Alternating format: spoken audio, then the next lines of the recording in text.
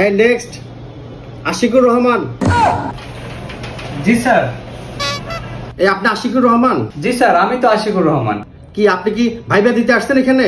কি অবস্থা? আপনি কি ফর্মালিটিস কই? দাঁড়িয়ে সেভ করেন নাই? আপনি জানেন না কিভাবে ভাইবা দিতে হয়? আমি আপনাকে দেখতে আসছি এবং আপনার অফিসটা দেখতে আসলাম। এদিক দিয়ে হেঁটে যাচ্ছিলাম, তাই আসলাম আর কি। চাকরি করবো কিনা তার কোনো সিউরিটি নেই, আগে আপনি ফর্মাল ড্রেস চাচ্ছেন।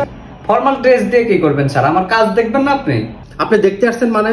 আপনি জানেন আপনার এই পদের জন্য কতজন ভাইবা দিতে আসছে? স্যার, অনেকে তো আসবেই, অনেকের সাথে আমাকে মিলালে হবে? আপনি দেখেন তো ওদের সাথে কি আমি মিলি? এই জন্যই তো আমি এক্সেপশনাল। দূর মিয়া, আপনি কি জানেন? আপনার ড্রেস আপ ঠিক নাই, আপনি অফিসে কিভাবে ভাইবা দিতে হয় আপনি এটা জানেন না? আপনি কি এক্সেল পারেন? কি বলেন স্যার? এক্সেল পারি কিনা এটা তো স্যার 2010 সালের কোশ্চেন ছিল ভাইভাতে। এগুলো আপনি এখন জিজ্ঞেস করতেছেন?